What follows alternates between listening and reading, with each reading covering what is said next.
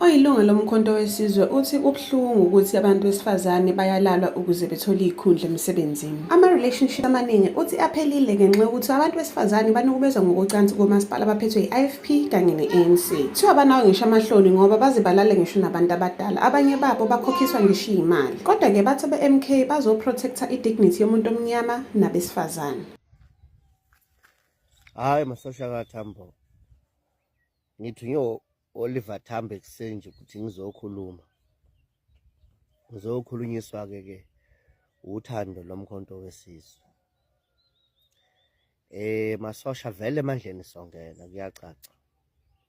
Songena abantu bazosifaka emandleni ngoba bayamazi umsholozi ukuthi akaze wabalahla, uhleze emnabo futhi bakhathele amanga ka-ANC ney'thembiso zika-ANC ezikayindawo. Angizosho lokhu-ke masosha omkhonto silungisele kuyongena emandleni. Lokho engizokusho-ke inkatha ne-ANC ngubopha ngaphandle linye khona njengoba vele kwi-alliance kule ganu yabo. Ngithi njengoba semandleni-ke amasosha omkhonto, angisho lokhu. Babhejiwe abafazi babantu emahhovisi, zibhejiwe iy'ngane zabantu, babhejiwe amadodakazi abantu, zabhejwa ingoduso zamadoda khona zizothola umsebenzi ngaphansi kakhongolose.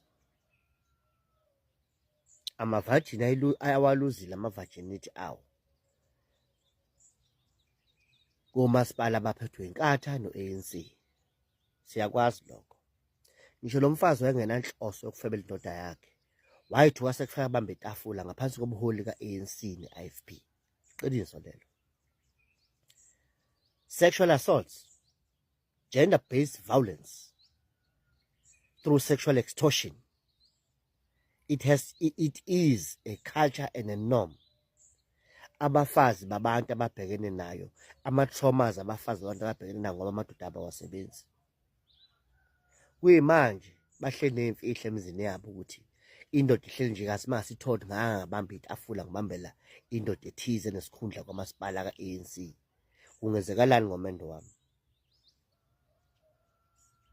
Afile ama-relationships ngenxa yokuthi abafazi bebephoqa ukuthi abanikeze ngocansi khona bezothola amathuba emisebenzi. Kuyimanje kuyenzeka zikhokhile izalukazi, bakhokha abafowethu ngempahla zabo zokugcina ngci abanazo, ofaka bakhandakaza amakubo bekhokhela ukuthola imisebenzi. Lo msebenzi ongatheni okwazi iphepha, kind of job, for ukhokhe ngoba ungowesilisa wena ngeke ubhebheke. Indecency, pure indecency level yokumuntu omnyama by other black people in power. And sithula sikhuluma lutho ngaloko, sicula ngomlungu kuphela ngebhunu kuphela lahlukumeza. Kunezinto efestule ngazo ezenziwa abantu abamnyama abayin power kwabanye abantu abamnyama. We can't keep quiet about those things anymore. So mkhonto sizolungisa la. First sazi ukuthi la isitha sesibutshalile ubukhotheni ngaphakathi kithi, sabutshala ubulwane kithi. Sinendlela eziningi zokuveza ubulwane omunye omnyama komunye omnyama. Njengalento engisho. Babhejiwe abantu besifazane bengathandi, bephoqwa izimo zokweswela namaphupho ekusasa elingcono, bathathiswe iy'nqumo abangayifuni, sexual extortion. So njengoba sizongena-ke masosha omkhonto, sidinga ukuqhamuka nabaholi abahlukile. But before we even discuss that, asivumi ukuthi siphuma kukhongolose. Sinayo lensila nathi, abanye bethu bayenzile lento besekhongolose.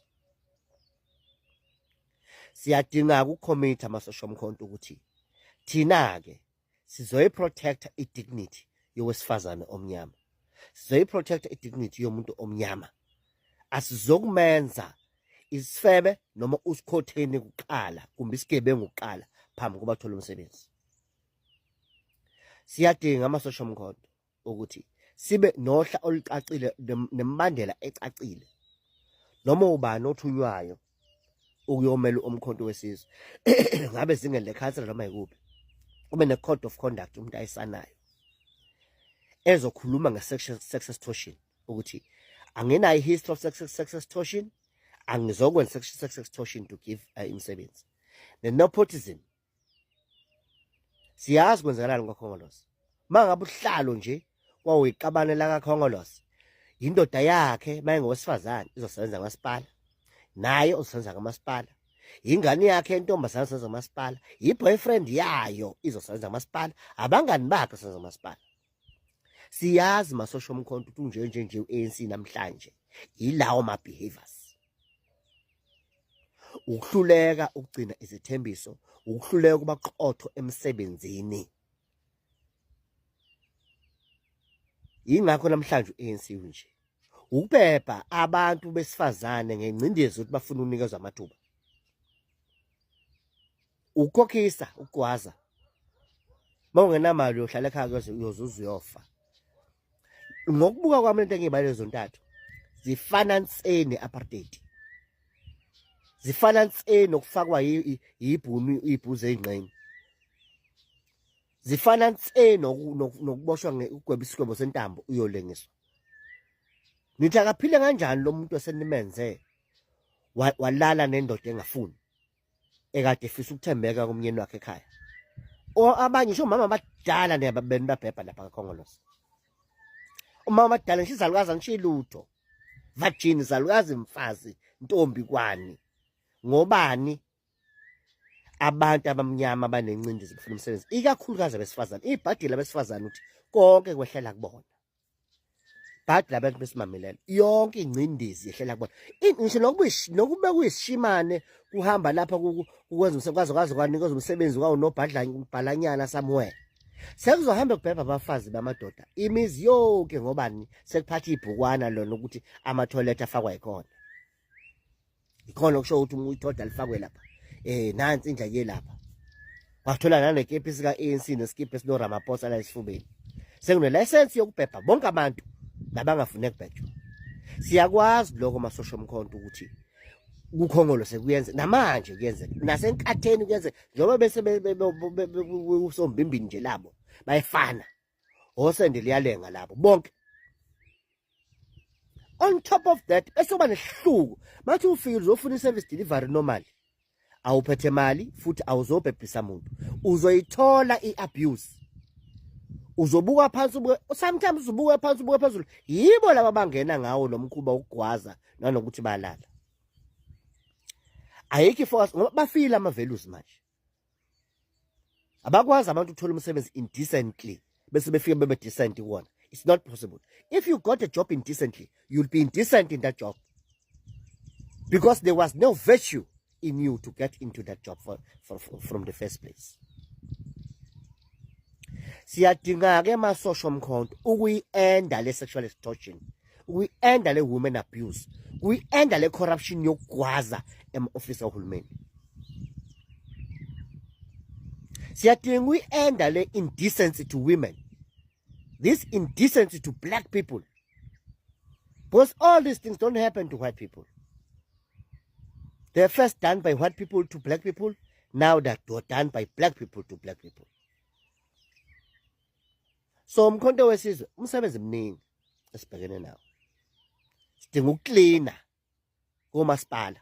Sikline wonke lama rapist agcwele lapha. Sikline wonke labo sikhothela abagcwele lapha. Wonke lama extorters agcwele lapha.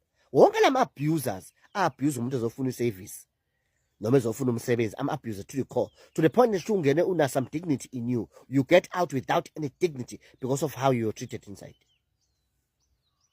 So ngithi ke masosha omkhonto ke impi ivulekile ayigcini kumlungu. Kunanama values amabi esesiwafundile eKhongolose sawa normalize.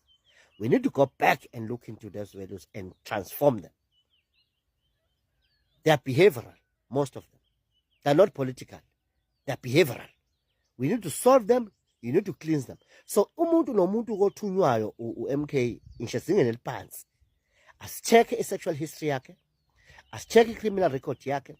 Akasayine i-code of conduct ukuthi uzo-respect amalungelo abesifazane.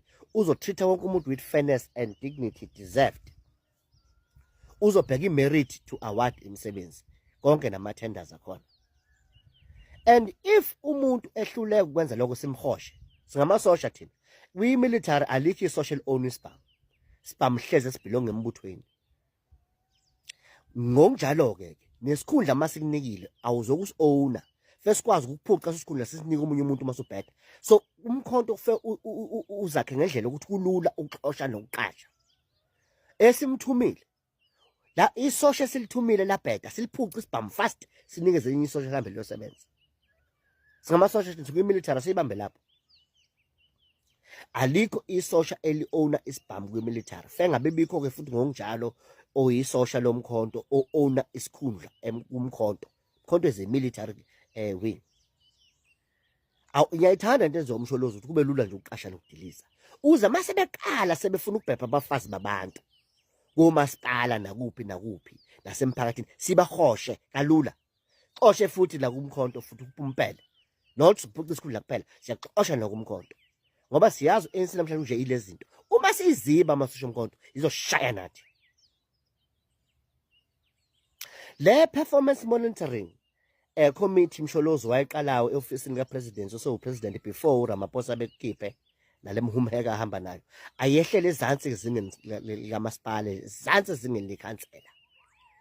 Ikhansela alisayine i-performance agreement with specific scope of work and time frames malingena. And asazi leyo performance agreement is drawn from dialogue with the communities who have clearly projected at least 5 priorities, major priorities that they say they should be met within the tenure of that councillor. If those 5 priorities agreed with the community are not fulfilled, that councillor must not stand again for election.